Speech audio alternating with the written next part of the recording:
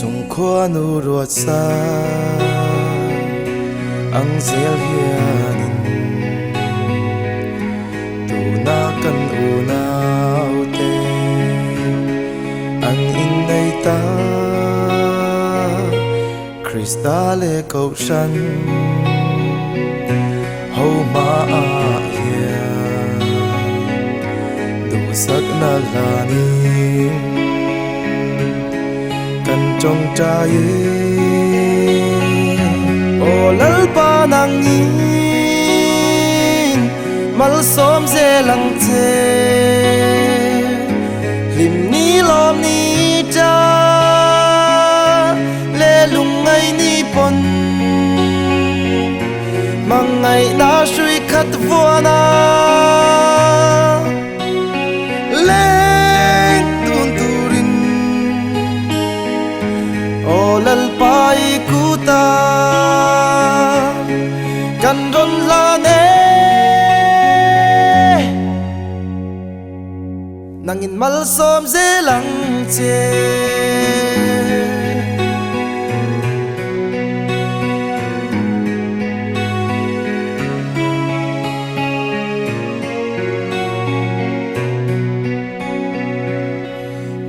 om le chel ta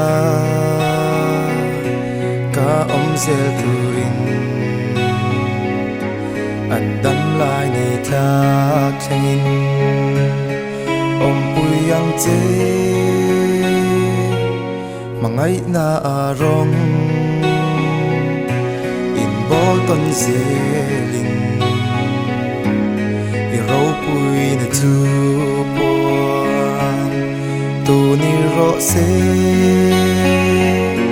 o lal pa nang in mal som ze lang che lim ni lom ni cha le lung ngai ni pon mang ngai na shui khat vo na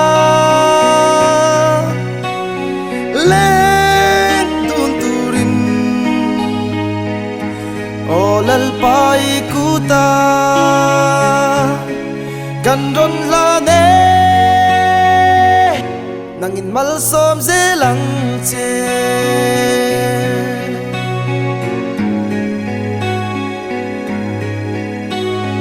he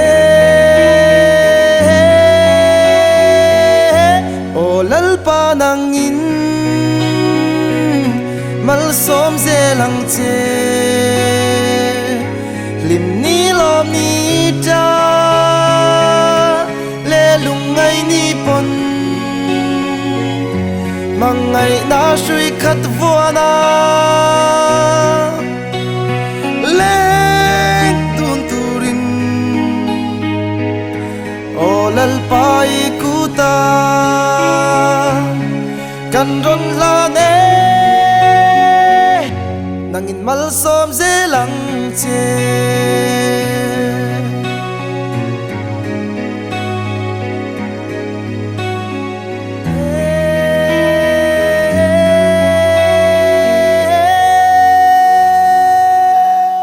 Wala hindi el pan bros na